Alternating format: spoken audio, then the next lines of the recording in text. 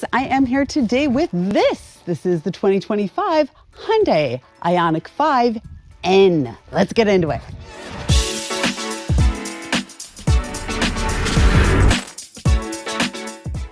Once again, my dog has decided to join the video.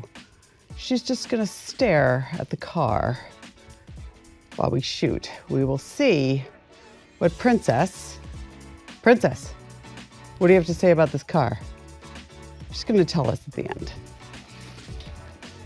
Okay, so Hyundai's IONIQ 5 came out a few years ago. It's their fully electric, I don't know, they call it an SUV. We both know this is not an SUV. We both know this is a hatchback or maybe like a small wagon. I don't know what you would call it, but it came out and got great reviews. And then they have this line that they call the N, which I guess you could compare to BMW's M or Mercedes AMG. It's their performance line. And when I reviewed this car, when it first came out, the IONIQ 5, I said, imagine if they did a performance version of it. Here we go. Before we get into the drive, I just want to say one thing, 601 horsepower.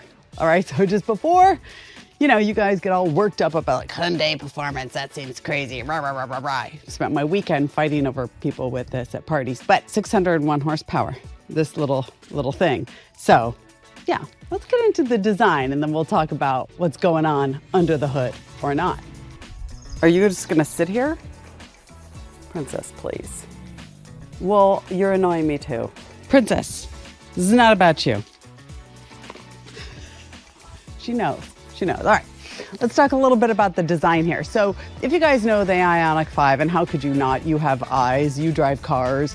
It's everywhere, right? Because this is a very popular vehicle for Hyundai, as it should be, because it's a doozy. There's this geometric architecture, right, that kind of looks like origami. And when it first came out, people were like, ah! And now everyone's like, I don't know if I want that geometric stuff on my car. Whatever, you can fight about that in the comments. I'm sure you guys have opinions. But in this N trim, they take the design and they take it to a next level.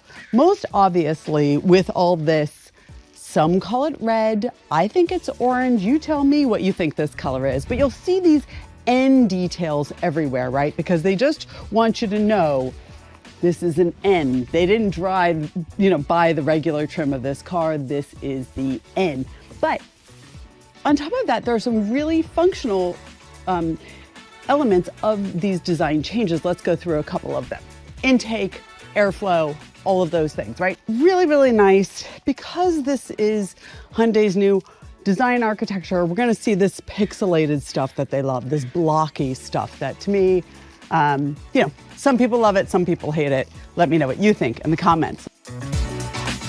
Back end of the IONIQ 5N. Just look at it, behold. Not everybody loves this. I don't care. I think it's great. Fight with me in the comments, it's fine. All right, so we've got these blocky design details here in the taillights, which is just what Hyundai has decided to do with their design. Also, you'll see it down here with these, which are actually reflectors. I think they're supposed to look like racing flags. That's neither here nor there.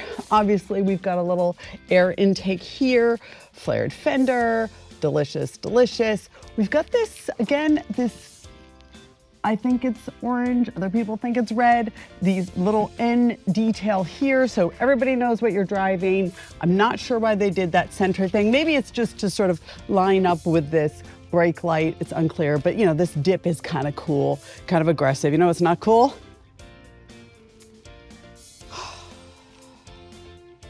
They could have put it up here. We'd have a wiper. That wiper would work just fine up there.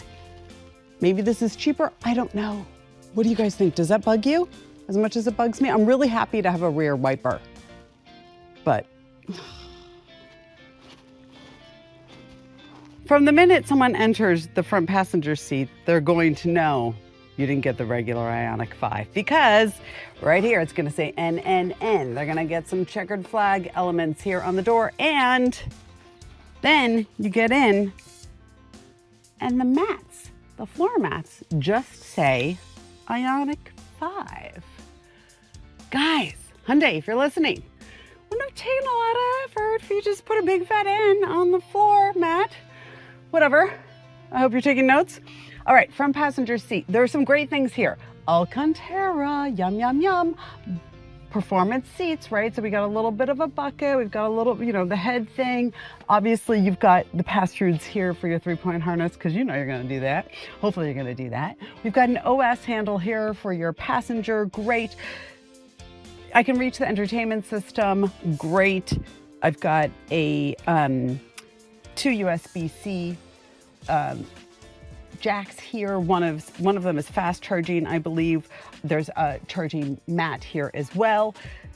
Some of the things that are a little wonkier, however, on this plastic dash, and plastic's fine, it's light, like I get it. You gotta keep stuff cheap.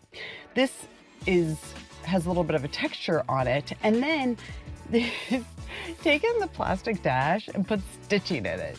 Like, who are you fooling? It's not real. Like, let's not pretend it is. Like, you could have put like little ends, stamped little ends in it or something. I don't know.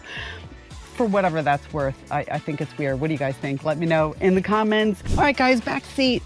First, I'm just going to talk about these design elements. Again, when anybody gets in your car, they're not going to miss that this is not the regular Ioniq 5. This is the N. Okay, and we've got, again, sort of checkered flag elements here on the door.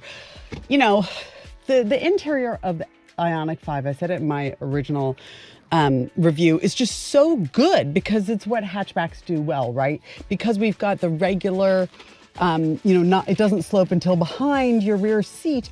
Your rear passenger has a lot of room, and this is no exception. Look, listen, I had my husband up here. He's 6 feet, and I've still got all this room. Fantastic. So, back seat. Is it a 3-seater? Sure, if you got little kids, you want to be that parent at drop off. I totally approve of that. But again, sorry, I had to put these on because the sensors didn't like the fact that I put things on the seats and to put on the seatbelt. You know how that is. All right, so here I have my seatbelt on. For what purpose? I don't know. Your rear passengers are going to be stoked because, yes, there are vents. There's a vent here. We have USB-C chargers here. They can't control their own air back here, but like, whatever, calm down, you're fine. There's a center seat, which also can become a center armrest. There are 2 cup holders here. It's nice, it's simple, it's nothing fancy, nor should it be in this, because this is a performance car. This isn't a luxury car. Don't get too excited. Alcantara in the seats. Lovely, lovely, lovely, with leather trim. So good. We've got the OS handle up here, a light. Other than that, I'm just happy to see in a performance car, it doesn't have, like, you know, the little place here to hold your magazine or whatever you're supposed to be putting in there, because that's just dumb and outdated. So that's fantastic. One thing in the door, bottle holder and little place to put stuff. Fine. Let's take a look at the back end here in terms of the storage and the interior. You're going to go hunting around for this. Sometimes it's here in Hyundai vehicles and Genesis. This one's down here. So here it is. I've got the keys pretty nearby, not in my hand, so it's pretty good like that. This is a large trunk. How large? Right? I'm 5'6". That's a lot of room. Back here, what do we have? This, as far as I can tell, serves no function. Then when you get in the car, you realize this is pumping some of that engine noise into the vehicle, right? The stuff that you would come from the rear. That's a whole, we'll get to that in a second. But in terms of storage back here, lift this up and you get kind of nothing. This is what they do now, right? Okay, so I've got my level 1 charger here, fine. I've got a tire, this is what they call now a tire mobility kit. Why? Because spare tires are heavy, guys, and you have a performance car. You don't want it to be too heavy. So you're getting a tire mobility kit, and that's true for many EVs in general. That's just what they're gonna do. Let's just talk about the tires. Pirelli P0s, we've got the Brembo brake calipers here in the traditional N orange. Fantastic. Another N there in the middle of these 21-inch forged wheels. Great. There's so much to talk about here, but let's first talk about the driver's seat. Very comfy, like I said, proper racing seats, which are fine. A lot of people freak out because you have to adjust them manually. Oh my God, right? So I don't push a button, I gotta pull it forward or adjust it like that. People are gonna get annoyed with that, I understand, but my theory with that is that no one should be driving your performance car. They just shouldn't. You should just set it and forget it, because that's, you know, it's a very personal thing. Nobody touches my car, that's for sure. Okay. Let's talk about what's happening behind the wheel here. So many beautiful things. Let's talk a little bit about the performance stuff behind the wheel. You'll see a few things here. One is the NGB button. That stands for N Grin Boost. I'm not even kidding. How can you make this up? It's just insane. When you do it, I'm not in drive and I'm gonna hit that wall if I do it, but I'll do it in a few minutes. It does a whole countdown. It gives you the maximum power available. It's pretty extraordinary. Of course, it's gonna suck all the range out of your car, so use that wisely. We've got my drive modes here. There's Eco, Normal, and Sport. Hopefully you guys, let me turn down the air. You hearing this? Eco, boring exhaust. Normal, a little bit of exhaust. Sport, oh, this is where things get really, really interesting, okay? So one of the things it can do here is there are two N buttons here, which is of course massively confusing. This N button is the custom one. So this is gonna, isn't this wonderful? So it's gonna tell you the temperature here. You're gonna get your digital dash is going to change. Fantastic. This one here, oh, did you hear that? So good, right? So this is a different one that's going to tell you all about your track things. So of course I've got my suspension here, your battery, all these things. It's really, really great. Let's get back to the regular mode so we can get out of that. In this sport mode, you can customize all kinds of beautiful things. Torque distribution, don't do that. You know, they give you the warning. Oh, you're gonna be like, I want more torque, blah, blah, blah, blah. Really? Okay, make sure you know what you're doing. I agree that a lot of you probably do, but who knows? N pedal, right? One pedal driving, fine. And they also will offer you a tutorial to keep you in check here. N race, great. So it's going to record a lot of your things. You've got your lap timer. I love this. Drift optimizer, don't mind if I do, sounds delicious. Then what's that? Oh, you can customize all this stuff. Sport steering, right? Of course I'm gonna put it in Sport Plus, don't be ridiculous. Suspension, Sport Plus, yes, yes sir. ESC, oh, I'm gonna put that in normal because I like safety. LSD, you know, of course you can adjust all of these things. That's great. The motor, of course, you know, you want to keep these in line with the drive modes usually, but you know, whatever. That's all up to you. Launch control, hooray. Additional performance options. So this is just great. Like there's just a lot happening here, right? I can adjust my road grip level. I mean, I don't know why you wouldn't have it online unless you were drifting. I don't know, but that's fantastic.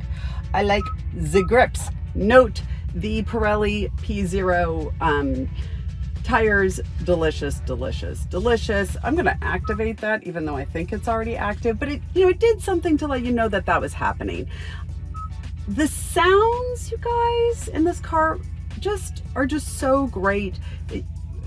Ignition, so that's just so that it's telling you like an internal combustion engine, right? Evolution, futuristic EV, supersonic. What? That's like a fighter jet airplane. I don't know, like that doesn't make any sense to me, but whatever, you can mess around with this stuff. These are the party tricks that we absolutely love in this vehicle. I don't know about you guys, but I think that is just really, really great. I love all of that. It's also worth noting, this is from the factory. All of these adjustments here are from the factory. So you can get all this customization, but you still get your warranty. Oh, that's so good. So good. Also, my pedals down here have those race elements, right? So my accelerator, my brake, even my sad left foot is gonna sit on this little pad here that's got these race elements. Great. Yes, you have paddle shifters, but no, you're not using them to shift. You're using them to adjust the regenerative braking, which is really what should happen in an EV. So that's wonderful. But I will say, when I got in my favorite drive mode, and I would rev things up a little bit, and even when I would use NGB, I would get really confused because the exhaust sounds in this car are so great.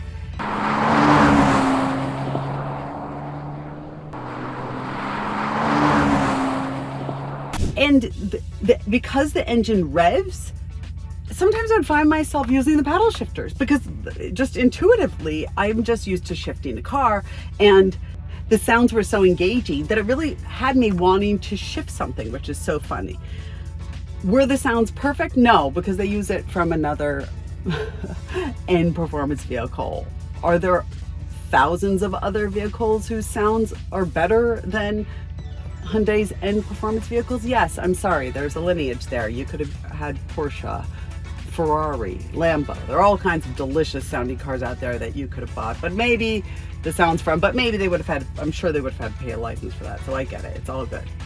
In terms of places to put stuff, I've got this beautiful situation here between the two front seats. So I've got two cup holders, but there's also just like a big fat pad here that you could put a briefcase in there. You could put a laptop in a case in there. There are all kinds of great things going on. And plus this is very, very adjustable. You could put like a Happy Meal in there. You guys would probably love that. All of your in and out could go right here. Then there's this, which closes up, which is great. USB-C, USB-C, USB-C. Charging pad, delightful.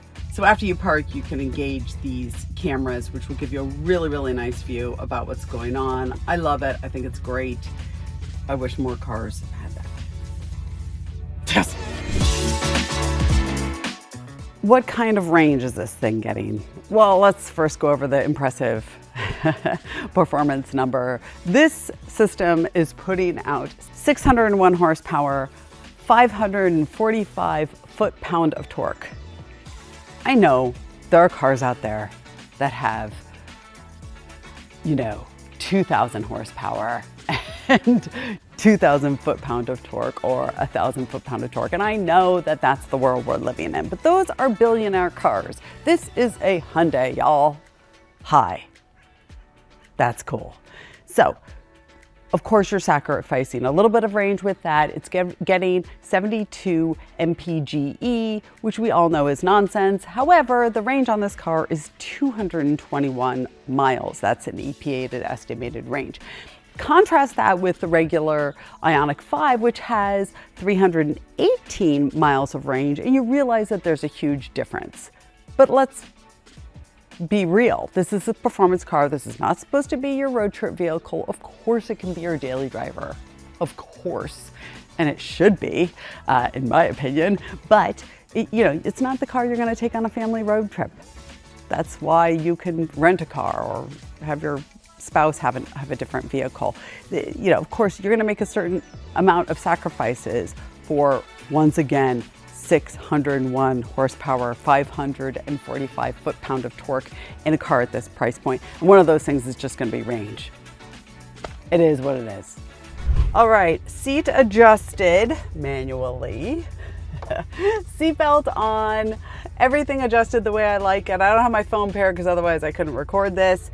Let's go for a drive.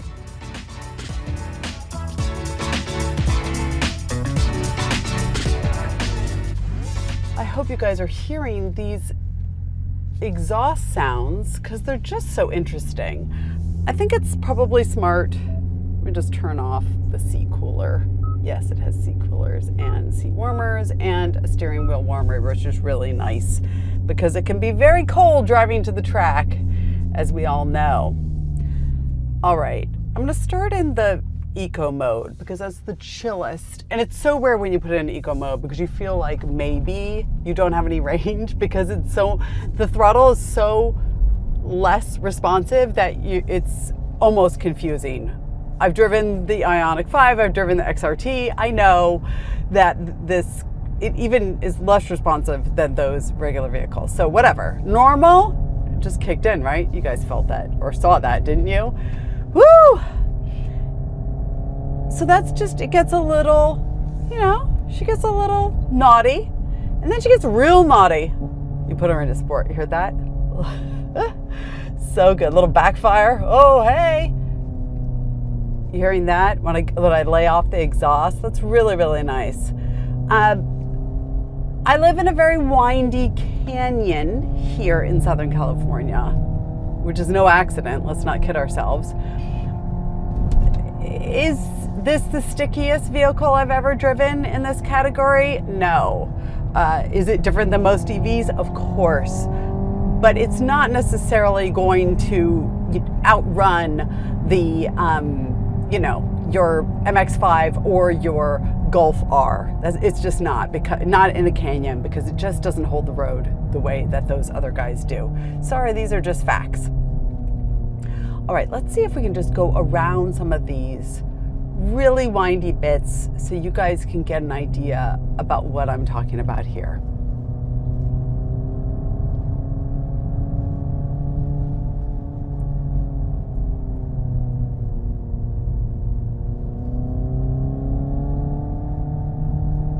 All right, Topanga Canyon, my road. All right, I'm not gonna watch downhill speed and then that guy just looked at me. He's not a cop, but I don't know. He looked like he was suspicious. All right, so here I am going around these curves in sport mode. Very nice.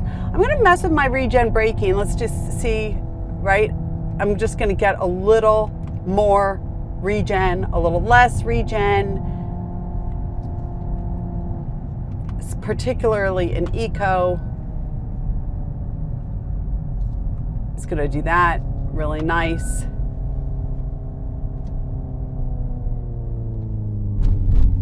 Ooh, speed bumps. Ooh. Okay, in the sport mode, great. But what I wanna show you guys, I'm not gonna be able to do here because they've stopped the traffic. All right, I'm gonna turn around. I'm not going to make any friends doing this, but that's not what I'm here for. I'm not here to make friends. I'm here to have a good time behind the wheel. I don't know about you guys. That's what we're going to do. Are you going to honk your horn? Probably. Oh, I know. She's so upset in her Range Rover. All right. Whee! She can't do that in a Range Rover, can she? No, because she doesn't have instant torque like I do. Oh my goodness, that's just delicious, you guys. I don't think anybody's here to pull me. I don't see any cop cars. So this is obscene. Like, I should not be able to do this in Ioniq 5. The fact that I can makes me deliriously happy. Even if you guys don't think you want to buy this, if you're at a Hyundai dealership, just drive it, just do it. I mean, so honestly, just go. It'll probably make your sales guy's day if you're like, hey, let's just go drive the Ioniq 5N, because it's really very special. The only other electric vehicle, the one I just reviewed, which was the Maserati Grand Cabrio Folgore, which is $250,000. That's the only other EV that I've experienced this performance, this emotional connection with in the way that I feel that in this Ioniq 5N. Yes, I have a Tesla performance car, and no, it doesn't do the same thing. Not just because of the exhaust noise, but also the there's certain elements in the tuning and even the vibrations that are coming through in this car that remind you that you're a performance driver and that this is what you love, right? And that it's almost confusing, but they do a really, really good job with that. Is it for everyone? Absolutely not. But the few, the chosen, the proud of us who might wanna have a performance EV, this is a really special one. Or if your friend has one, get your hands on one. Go for a drive. You're gonna have a great time.